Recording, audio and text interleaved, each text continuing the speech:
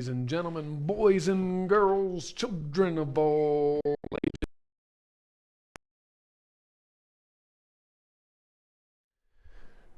Well, uh, I guess on YouTube you're not going to see too much of a break in the transmission. It'll be a couple of days, but for those of you that are tuning back in on Twitch, thanks for coming back. And as always, if you are enjoying the content, please be sure to like, subscribe, follow, appease those algorithm gods. It does help the channel to grow. Wow, did that unintentionally rhyme? Anyway, I'm going to try to get back into the swing of things here. And also be aware, I'm not too sure how much longer I'll be able to continue this particular rendition of Sink the Bismarck. If I have to, I'll go back and start over at 1910. But for now, and again, there have been several updates lately. Actually, I think I've been talking about them, excuse me, in some of my previous transmissions here. But there's been several new large updates, so I'm not sure entirely how much longer I will be able to continue with this one. So if on a future episode all of a sudden I don't own England anymore and we're back to having a couple colonies down here in Africa, well, then it's because I was sort of forced to start back over. But they have been making some nice changes. I've been farting around with campaigns on other saves. So anyway, let's try to get back into the swing of things. Where are we? Who are we at war with? What is going on here? It looks like we're at war with France. Okay. So yeah. France is attacking northern France. I think we've set another invasion. Okay, there's the Helgoland class ships. Ship designs. What have I been doing with my ship designs? We've got a Wiesbaden light cruiser.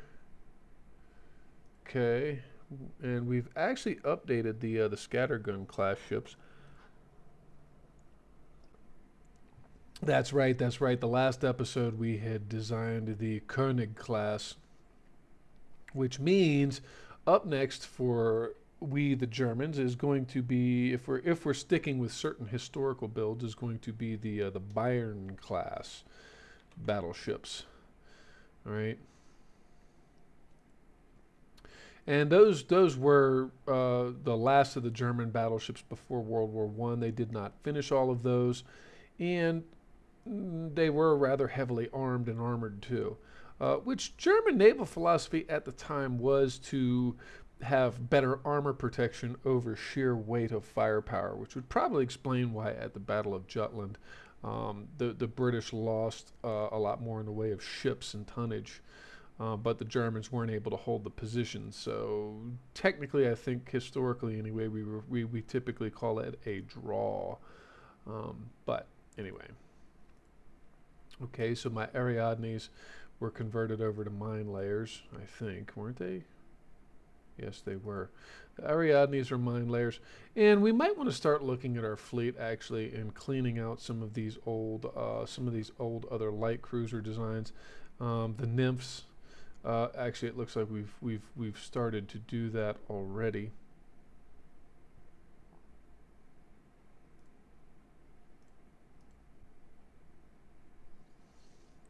But the Ariadnes, and then we have the Magdeburgs, and now the Wiesbadens, which the Magdeburgs we haven't converted yet. The Wiesbadens are capable of, nope, the Wiesbadens are the mine layer, the strictly mine layer class ships. Okay, so anyway, we've got that going.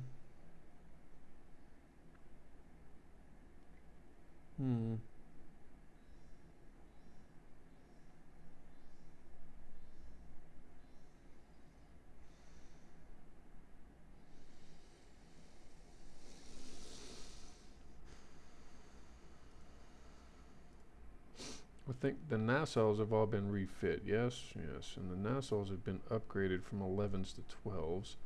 The Siegfrieds are still at 11 ones. Prinz Regent Luitpolds are also at 11 ones. So what's the difference between them and the Siegfrieds? The Siegfrieds have a cluster of 4.1s, whereas the Prince Regent Luitpolds have a pair of twin 88 turrets. Okay.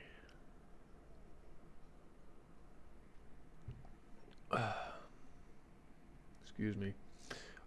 We also have these MG-42 ships, and where are they in the grand scheme of things?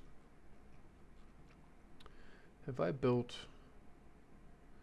Well, I'm building one of those in Kiel right now. The Saxony-class cruisers, and then the Kaiserin Augustas. Actually, the Kaiser and Augustas, I think, are getting to be where we're going to set them on sea control duty. The Koenigs are being built.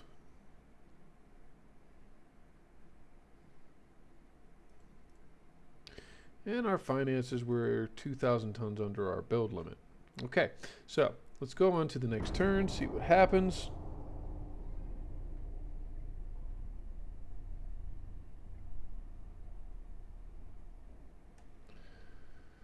And there again, I'm not sure entirely. Soviet Union and Austro-Hungary. Our destroyers are triple tubes.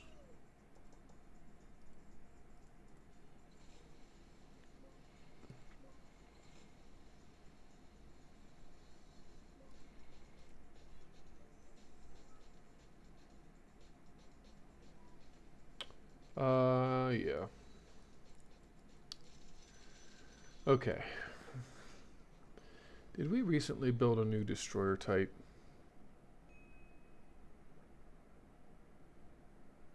No, we did not, but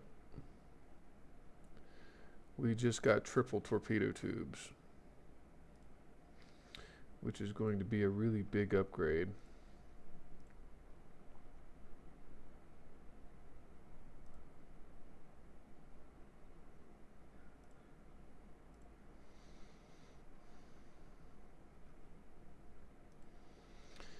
And we are pushing for the geared steam turbine.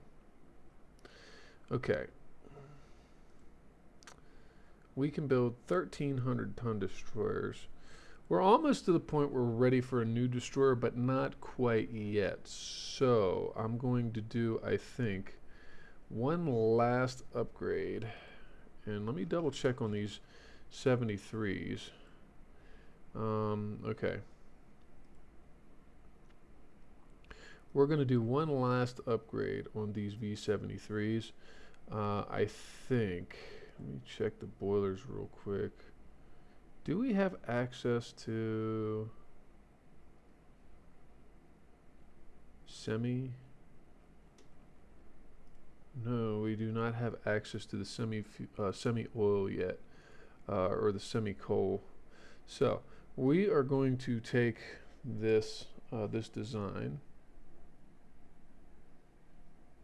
We're going to go ahead and we're going to upgrade it or refit it one more time. Now, in all fairness, these 88s on these guys have been more than proving themselves. They're very effective. Yeah, natural, and see, we're still on coal. So 34 knot. Harvey armor, do we want to upgrade to Krupp armor? I don't know if we need to just yet. Reinforced bulkheads, double hull. Okay, so let's go with electro-hydraulic turrets. We're still at 18-inch standard torpedoes with fast props, but what we are going to do, what is our penetration values on here? We're going to go from semi-APs to semi-ballistic shells because we're starting to see enemy destroyers, and we still have nose fuse shells. Okay, so we don't have high capacity HEs yet. Okay, now Let's go ahead and put in a nice heavy duty triple launcher.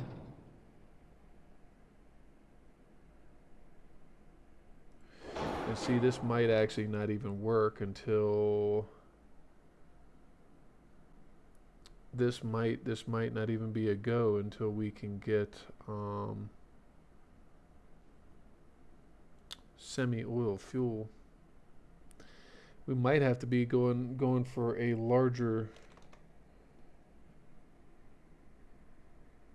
Might have to be going for a larger one sooner rather than later.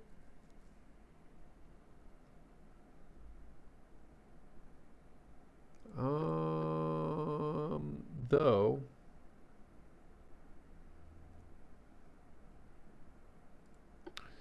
crop armor, crop 2. Yeah, see, that's not going to do it. We'll keep them with Mine Hunter number 1.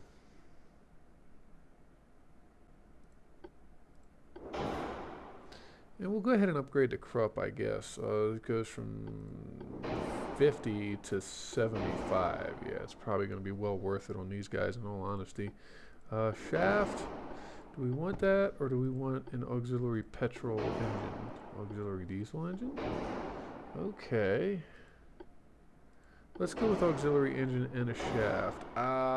It's just too much.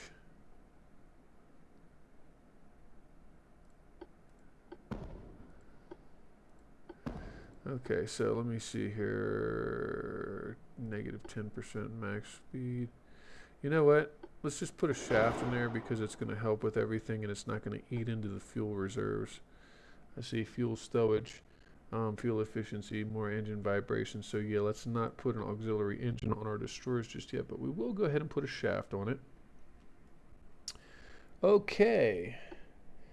And then we've got, yeah, let's leave it with TNT with ballistite.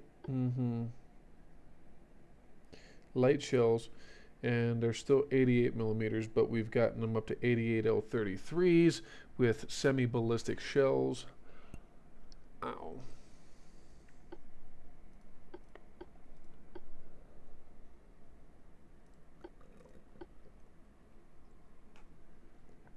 Okay. That, I think,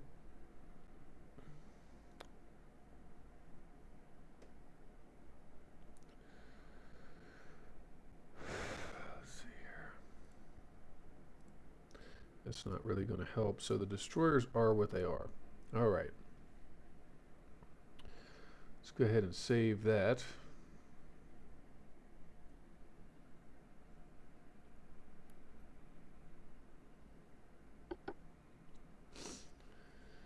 Okay.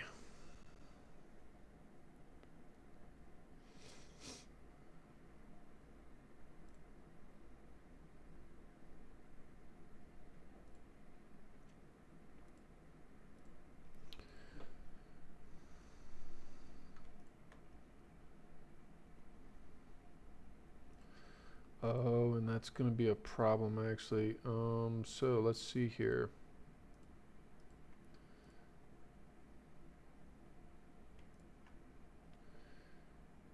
82 and 83. Hold on a second.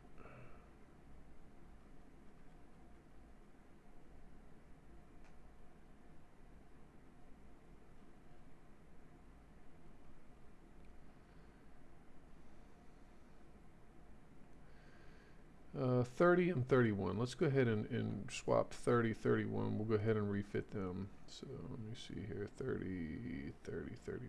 There we go. They're both in Plymouth.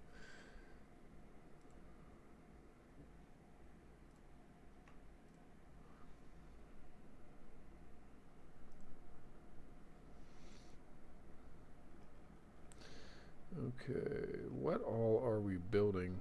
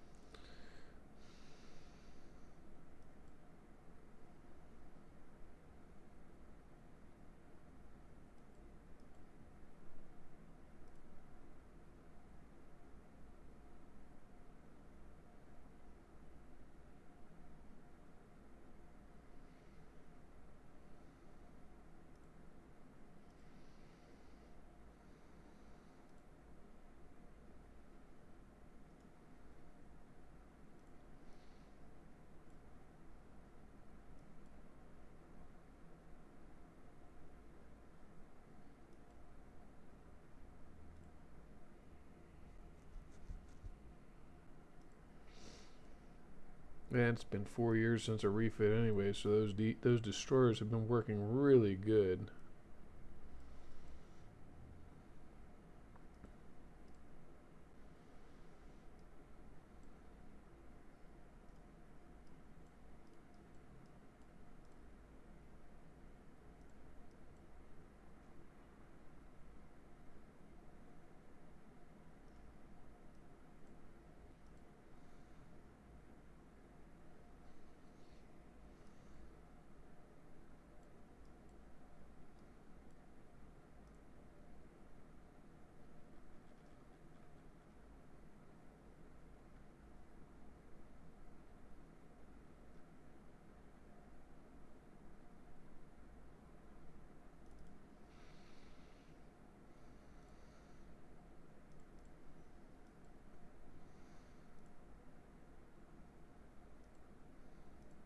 Mm.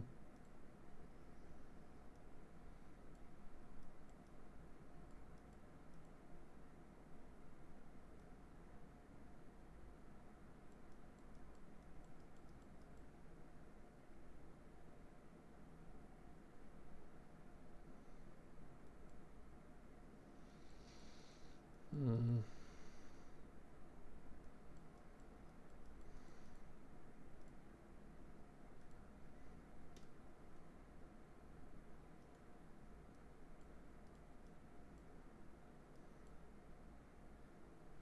Like I said, if he takes northern France back, it's not the end of the world.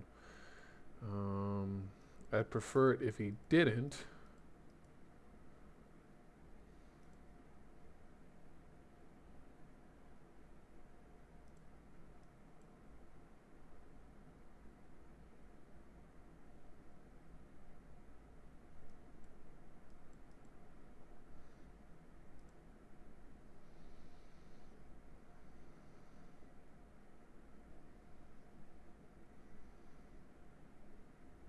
Mm.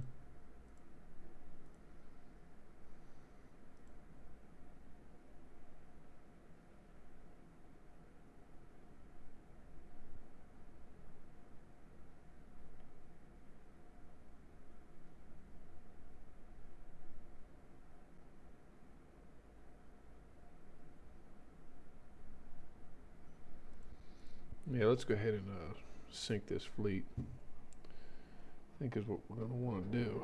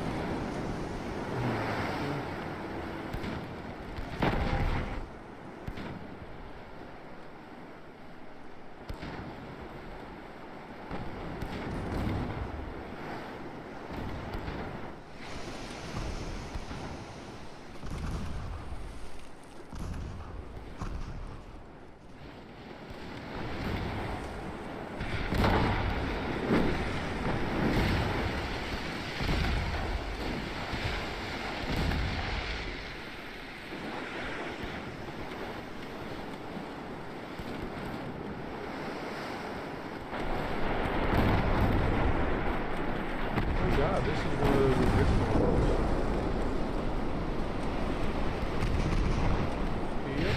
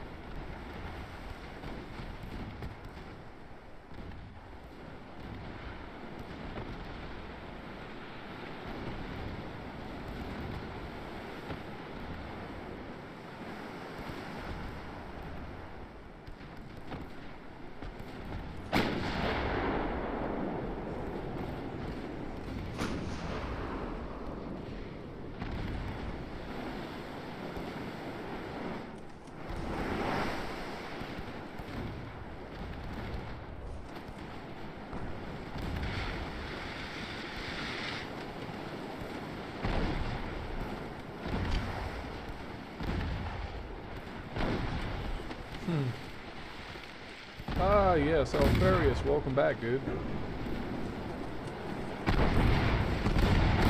And yeah, I was kind of out of town. I went on a little vacation.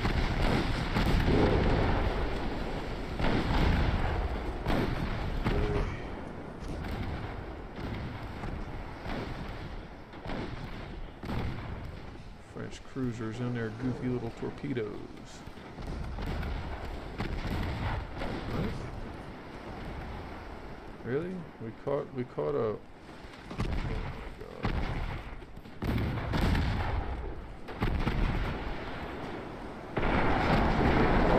That ought to be it. Well, another live stream anyway, right? Just remember, if you ever feel like it, you can catch me on YouTube as well. That's where I put them all up. When I'm done with them here, I'll put them up on YouTube.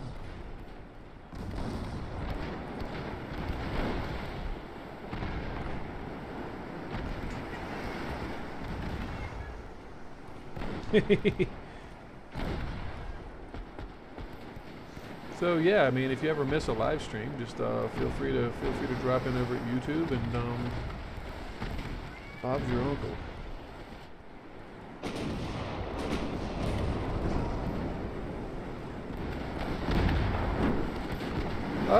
We're getting updates in. I just did an update on destroyers. I'm kind of waiting on getting off of the full coal fuel and getting into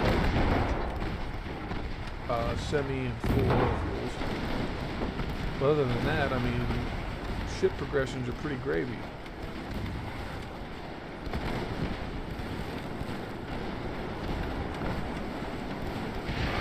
This is actually a ship I sold to Portugal, so I've done quite a bit more to these early dreadnought models. I've got everything in line now, pretty much. Superimposed turrets will do that for you, right?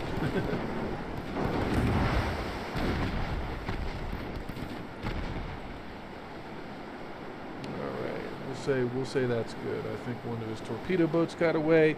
But there you go.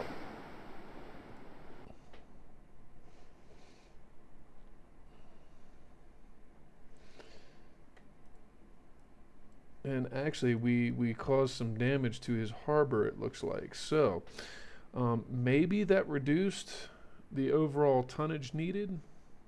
At least I hope it did.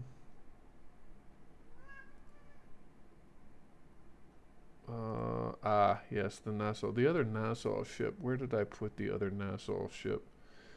It is currently in Portsmouth, and it's undergoing a refit. Great. These guys are undergoing a long refit.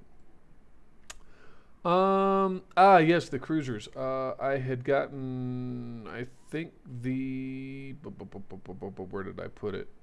The Saxonies, yes. I had gotten the armored cruiser Type 3 hull, so we got a larger cruiser there.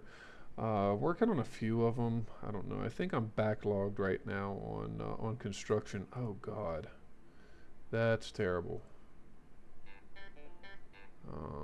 Yeah, I'm just gonna have to hold off on those battleships for now.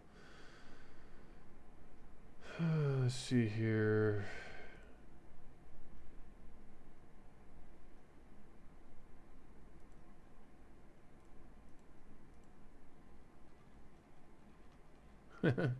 Yeah, you kind of missed that episode. So anyway, we got it taken care of. We're not to the modern cruisers yet, so it's still kind of or at least the more modern cruisers. I think there's some dreadnought era cruisers that are on the horizon. Sooner rather than later, if I'm not mistaken. 13,000 ton heavy cruiser. Yeah, see, armored cruiser 3. So I still got a little bit to go on those.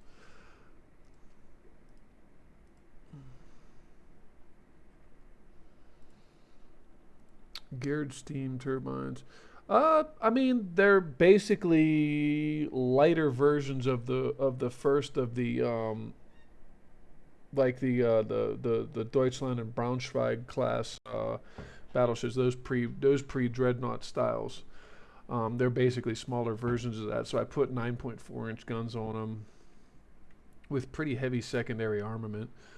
They should prove to be pretty effective, and even after I'm done using them for fleet cruisers, like escort heavy cruisers, they should prove to be pretty darn effective for getting out into the ocean here and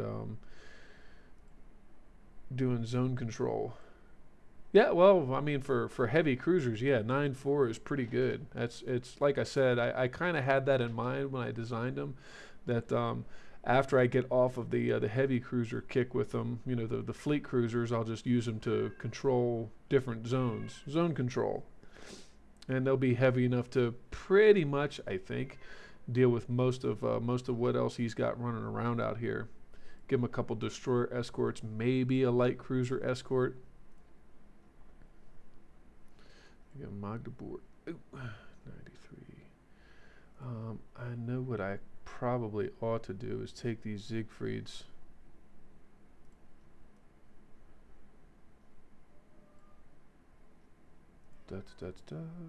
Okay. Finances. Yes.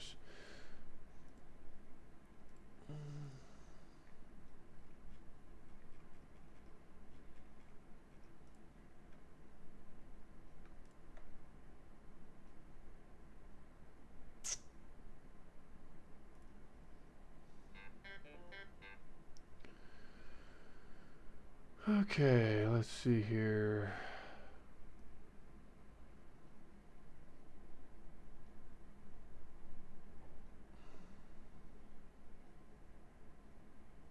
Geez, I thought I had gotten that ship done.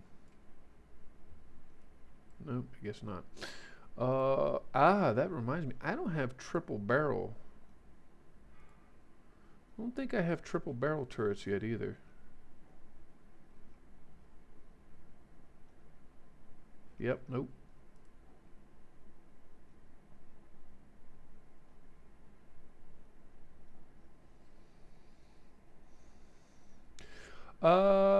Battle cruisers, actually, no. The battle cruisers are not available just yet. They should be coming up right around the same time as the dreadnought era heavy cruiser hull.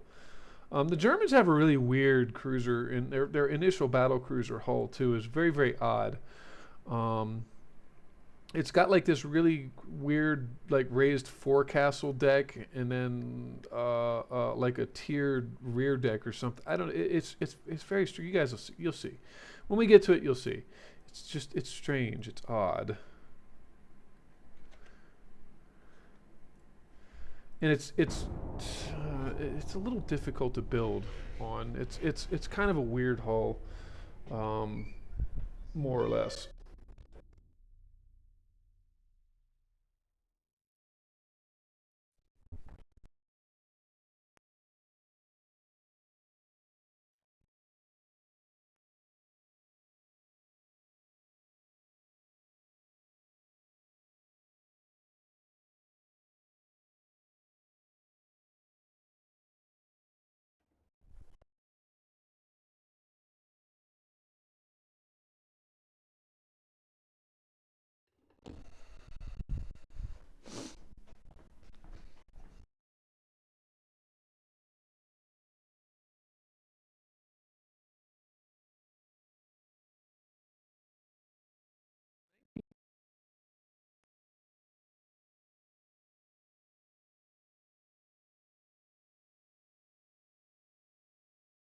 Research hard like I have.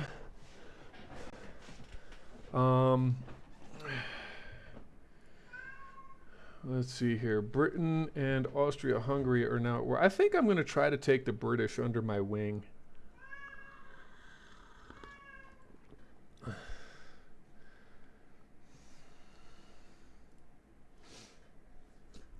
If not this episode, I think I'm going to try to do two back-to-backs.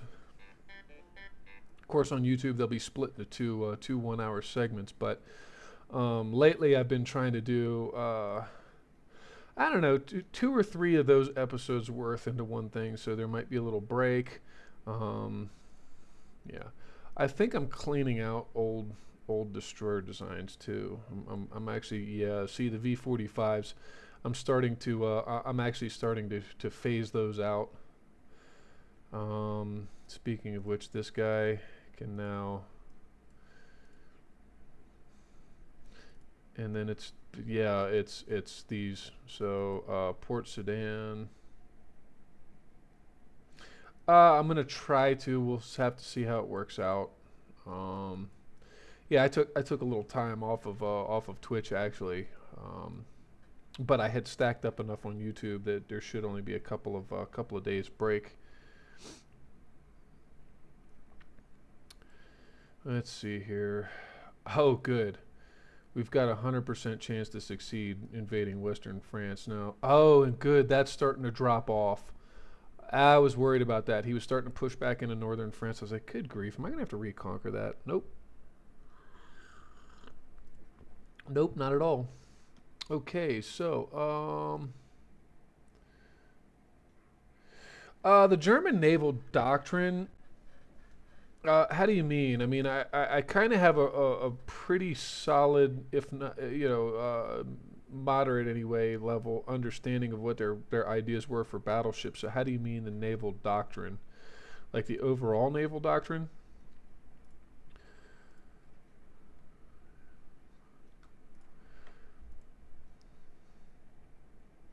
I mean, so with the battleships, and I'm more familiar with the battleships than I am with their other ship lines. I mean, in all honesty, I've come off of the historical German light cruiser build, because let me see here. Where's that Magdeburg? The Magdeburg would have been more like 1920s, actually. How they had their ships set up in the 20s. They were starting to move away from um, the ships that were built that had 10 and 12 105 millimeter guns as their main armament. And they started getting into uh, uh, like 5 inch or 5.9 inch main guns, but like two or four of them, I forget. I don't have twin turrets yet. The battleships, though, specifically tended to be more heavily armored than their counter, their British and French counterparts. Um, but they utilized smaller main guns. So on par, it's like when the British were using 12-inch guns, 12 and 13.5-inch guns. The Germans were still mounting like 11s, and then of course 12s. So some of the later ones like the Königs and the Kaisers had 12-inch guns. And I mean this is a sort of a historical build actually. Um, so by the time the Germans had gotten around to building the Kaisers, the British had moved on to 13.5-inch cannon for their dreadnoughts, and the Germans were still using 12s. So I guess the philosophy there was more armor with volume of firepower, not so much sheer firepower, if that makes sense.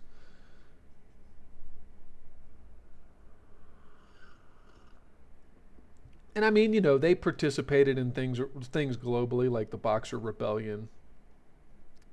So yeah, so I mean, it's like rate of fire. I guess actually would be more accurate for it. Um, so yeah, and historically too, interestingly enough, the German secondary batteries were typically a lot better, um, especially in range. So there again, I think whenever you think of the Boxer Rebellion, you can what?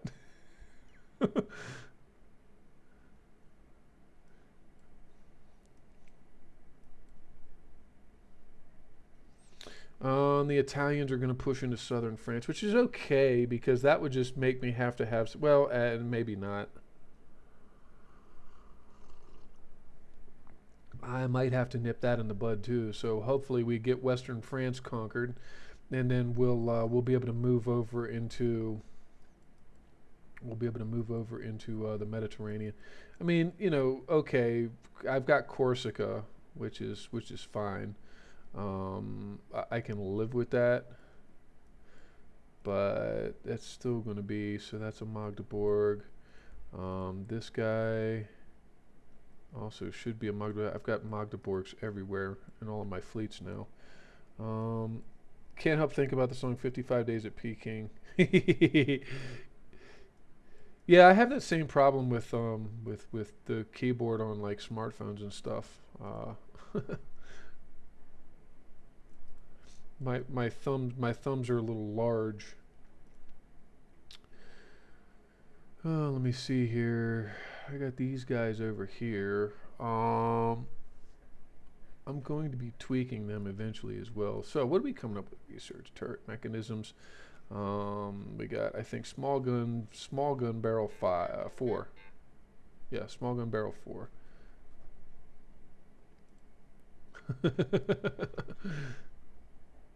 Six center line large turrets. Okay, that's nice too. Um, I really need to start pushing research into the 14s, preferably before I get to battle cruisers, because I'm going to want my battle cruisers having 14-inch guns. I can do 13.5.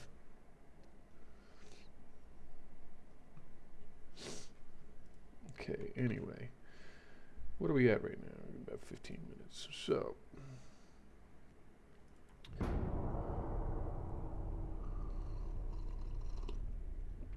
I don't know anymore. When I think of the Boxer Rebellion, I think of that movie, Kung Fu Hustle.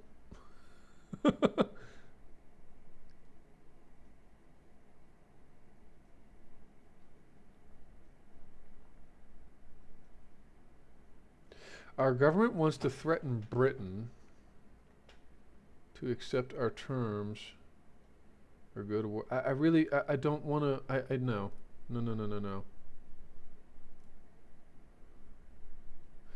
Well, that's interesting. That's the first time I've seen that. So maybe some of these are starting to, some of those aspects of the updates are starting to.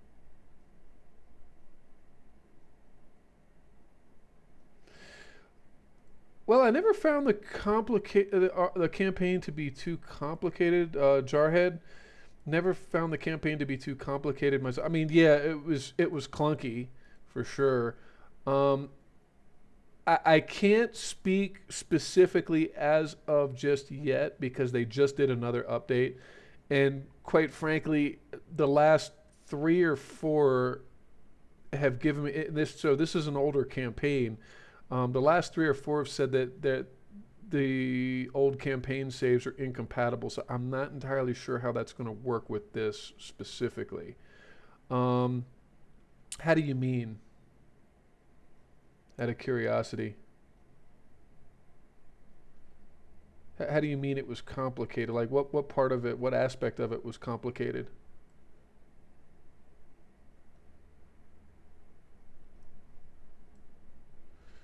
Jesus, I don't know that I have enough time. It's going to be 4 more turns on that. We're at 100%, thankfully. It's going to be 4 more turns on that. Okay. So yeah, yeah. It was clunky. I mean, so in theory, and I'll tell you what I've read. In theory, some of the updates have actually given you more control over interactions with the smaller nations. Um, and I kind of know what you're talking about because before it was like you couldn't declare war on like Belgium or something like that. There was really you just had to wait for a random event, right? Um, but theoretically, it's going to give you more control over certain of the other aspects. So yeah, yeah, and they also, I think the most recent one said that it like fixed one of the bugs that basically would make wars end just randomly. Like and I know that was kind of a beef of mine. It's actually on some of the earlier episodes from this particular series that I've been running. Is that I would say no, fight to the end, and then the next turn the war would be over. um, let's see how Alfarius, Texas's main armament. Actually, Texas was the first battleship in the world to mount 14-inch guns. And I think they were two. They were four twins. They were four twins. So two super firing pairs forward, two super firing pairs aft. The secondary armament offhand, not sure, but I do remember that bit of it. That Texas, at least one of the Texas ships. Um, and you're talking about the Texas class, or are you talking about the actual USS Texas? Because if it's the USS Texas, it was the first ship in the world to mount 14-inch main battery.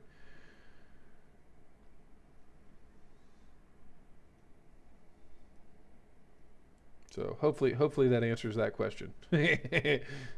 The secondary one though, offhand, I'm not entirely sure. I could pull it up actually.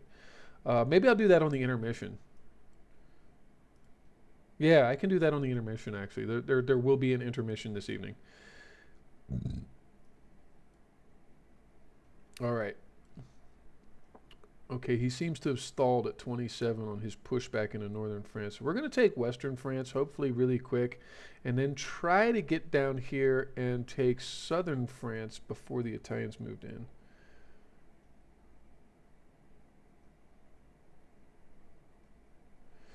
Uh, did Texas receive another main turret? I don't think so. Let me double check that real quick. Um,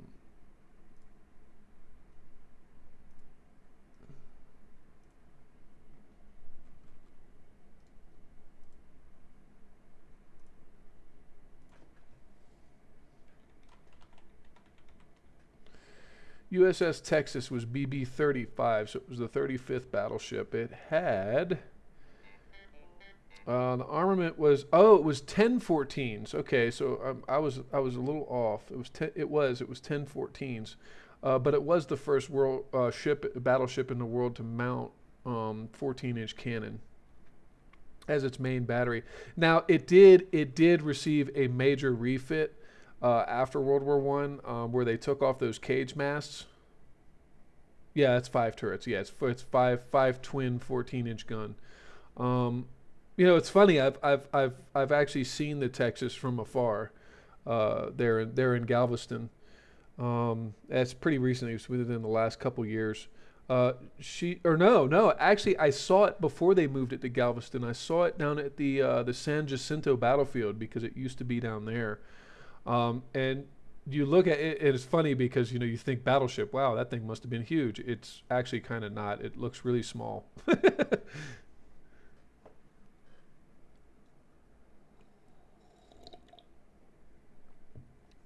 Oh, so you got to go on her when she was over there. See, the day I went to San Jacinto, it was closed. I think it was because it was right around the time they were getting ready to move her to the dry dock in Galveston.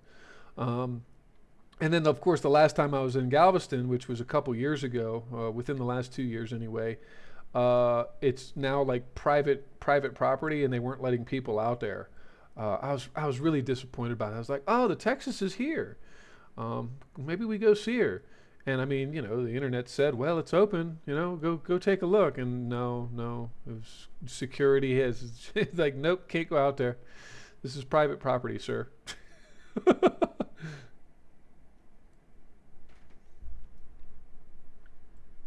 right. Anyway, moving on to the next turn. Maybe.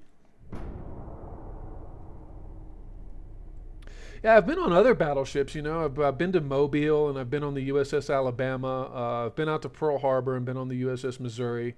Um, those are both, of course, later era ships, but nonetheless, I would have really liked to get on the Texas because it's one of the few surviving like dreadnought era ships, like real like like for real.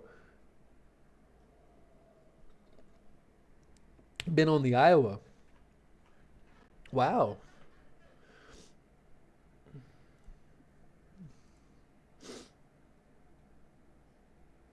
Wait a minute, you were on the Iowa, as in you were stationed?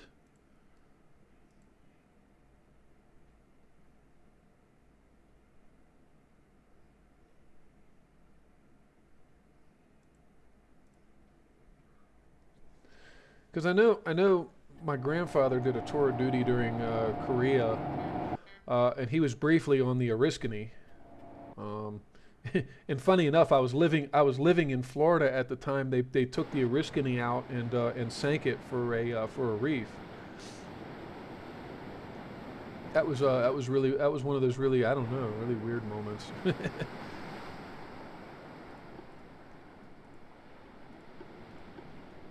This battle's not going to be terribly long, I don't think.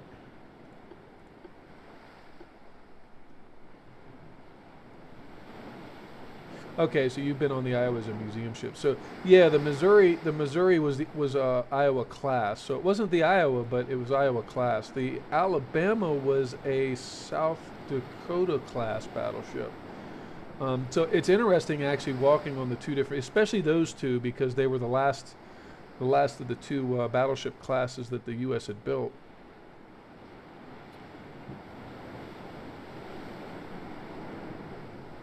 It's really, I don't know.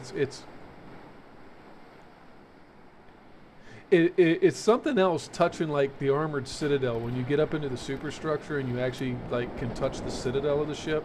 It's crazy because I don't know. You just feel the steel of that thing. It's like wow, this is it's heavy duty.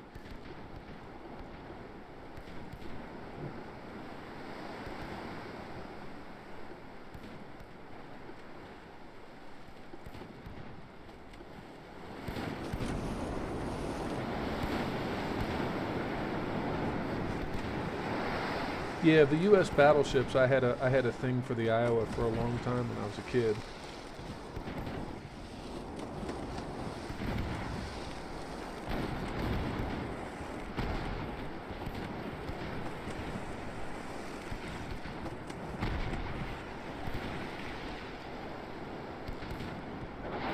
That's right. There will be one last update or refit for these. I think.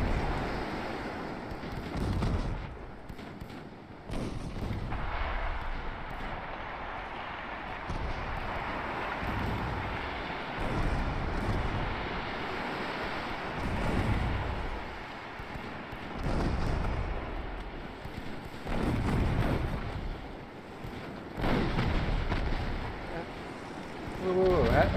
What do you mean? It's non-operational, or it is? Well, no, hold on. Fully non-operational due to damage. So you mean the gun wasn't disabled? It was. That's actually interesting.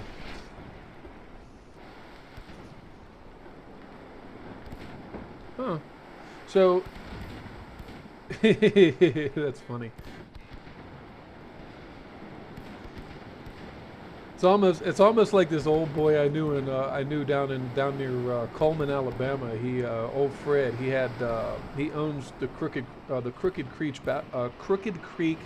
battlefield, basically. He bought a house that was on the old battlefield, and he's very hands on with his museum exhibits. He lets people hold the relics and stuff like. It's really cool, actually. It's awesome. But he's got a story that goes with it. He's saying that he had experts come in at one point, and one of them dropped a ramrod down the barrel of one of those guns, and he said, "This one's still loaded." And all those years he had been letting people hold it and stuff like that. But hey, as long as you don't put a percussion cap on the mechanism, you're fine.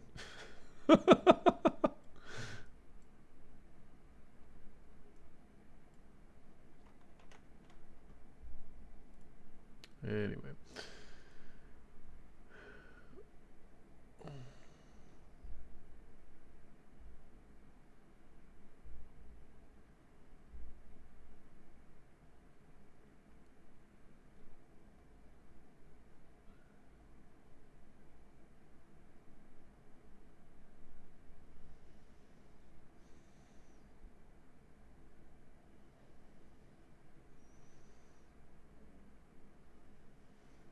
Hmm.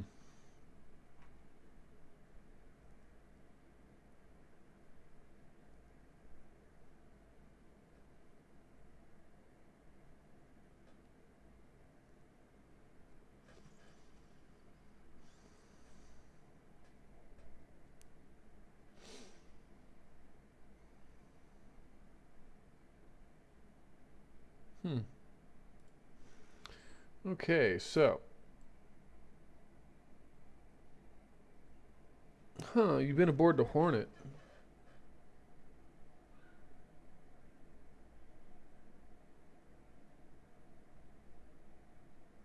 Oh wow, the Kitty Hawk was scrapped. Yeah, the like I said, the Oriskany. I was living in Florida. I actually remember seeing it. Long, long way off, but I remember seeing them towing that out offshore on her last trip because Fort Walton Beach is over there near Pensacola Naval Air Station. Um, so yeah, I remember briefly seeing part of her final journey. But wow, the Kitty Hawk was scrapped too, huh? That's for a penny. Yeah. All right, I'm gonna go ahead and end this turn, and I think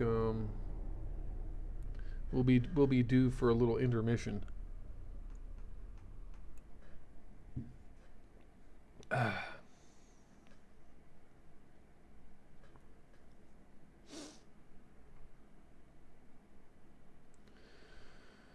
All right. We are into February of 1911. Oh, look at that. We found oil in German New Guinea.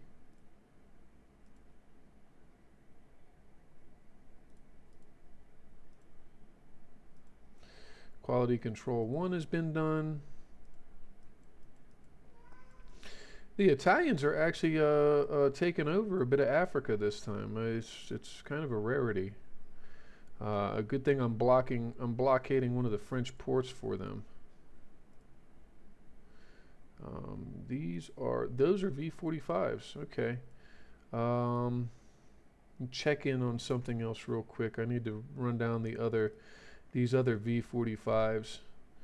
Um, yeah. Okay. Well, this guy's not doing it. So let's bring him back to Friedrich Wilhelmshaven. Okay.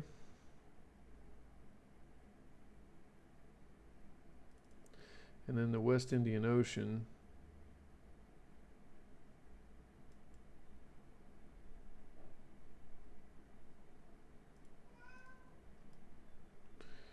Yeah, I'm going to go ahead and put him into Diego Suarez as well. Um, yeah, and then we'll just keep on. Okay, we're commissioning both of those mine layers. Yeah, I had built some light cruisers that were specifically for mine laying duty. Let's go to refit. God, I got a lot of destroyers. Six.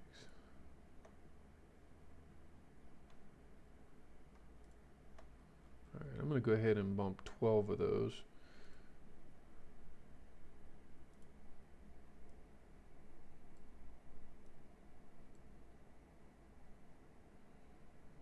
Yeah, I mean, you would think a 5 million would be better than a penny, right? Huh. All right. Give me just a second, gang. Alrighty, so, folks, as always, thanks for stopping by today, at least those of you on YouTube. Please be sure to leave a like, a subscribe, a follow if you're enjoying the content. It does help. And it does help, well, it does help specifically for the channel to grow. So anyway, thanks for stopping by. Until next time, folks, this is Wolf190D signing off.